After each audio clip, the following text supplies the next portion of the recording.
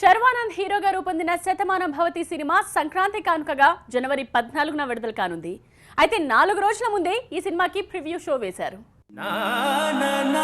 ఈ సంక్రాంతికైనా పిల్లల్ని రమ్మని చెప్పండి. నెక్స్ట్ వీక్ మనం ఇండియా వెళ్తున్నాం. ఇండియానా? వై?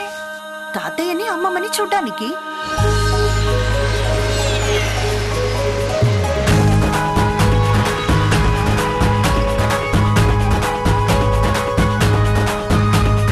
తిరుపతి లడ్డు అన్నారం ప్రసాదం నీ చేతి కాఫీ వీటి టేస్టే వేరు.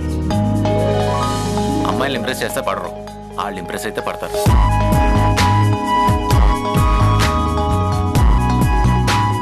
శతమానం భవతి టీం ఉందో సకుటుంబ సపరివార సమేత సినిమా చూశాం. ఈ కుటుంబానికి ఒక ప్రీమియం ఇచ్చారు. ఎందుకంటే ప్రేక్షకులు కూడా సకుటుంబ సపరివార సమేత చూడాల్సిన సినిమా కాబట్టి చాలా ఎక్సైటెడ్గా ఉన్నాను. And they are all very excited. సంవత్సరానికి ఒకసారి సంక్రాంతి వస్తుంది. 5 సంక్రాంతులకి లేదా 10 సంక్రాంతులకు ఒకసారి శతమానం భవతి లాంటి ఫిల్మ్ వస్తుంది. మనస్ఫూర్తిగా నేను చెప్తున్నాను, వెరీ రేర్ ఫిల్మ్. నేను దిల్రాజు గారికి అందరికీ నేను చెప్తున్నాను, సూపర్ హిట్లు రావడం ఒకటి, కానీ ఒక మెమొరబుల్ హిట్ రావడం చాలా రేర్. అటువంటి ఒక మెమరబుల్ ఫిల్మ్ శతమానం భవతి. మన సంతోషాన్ని 10 మందితో పంచుకుంటే బాగుంటుంది, కానీ మన బాధను పంచి వాళ్ళు కూడా బాధ పెట్టేందుకు. ఐఎమ్ ఇంప్రెస్డ్ బావా. ఈ గెటప్ ఏంటి? ఇక్కడే ఉండాలనుకున్నప్పుడు నన్ను నేను చేంజ్ చేసుకోవాలిగా. వీళ్ళిద్దరి మధ్య ఏదో ఉంది. లైఫ్ లాంగ్ ఈ సినిమా గుర్తుపెట్టుకునే సినిమా నాకు.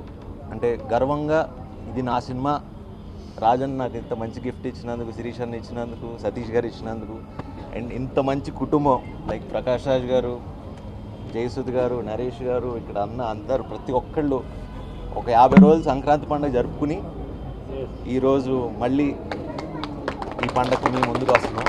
I don't know what to say. Special thanks to Satish sir and Dilraju sir and the complete team. I enjoyed the film so much. Thank you all.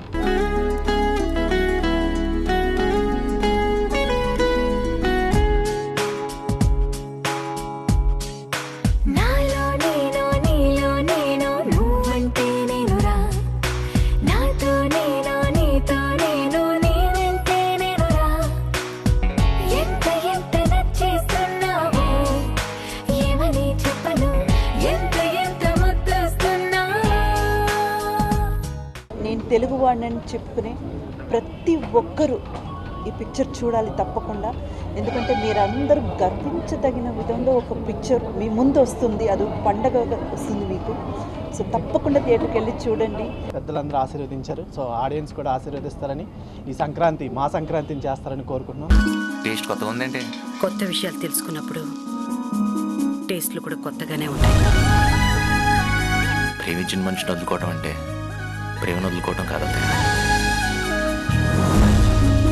అప్పుడప్పుడు దేవుడి సేవ, ఎప్పుడు తాతయ్య సేవ చేసుకుంటూ నా జీవితం ఆ త్రిపురానికి అంకితం. మమతలు పంచే ఊరు ఏమిటి దానికి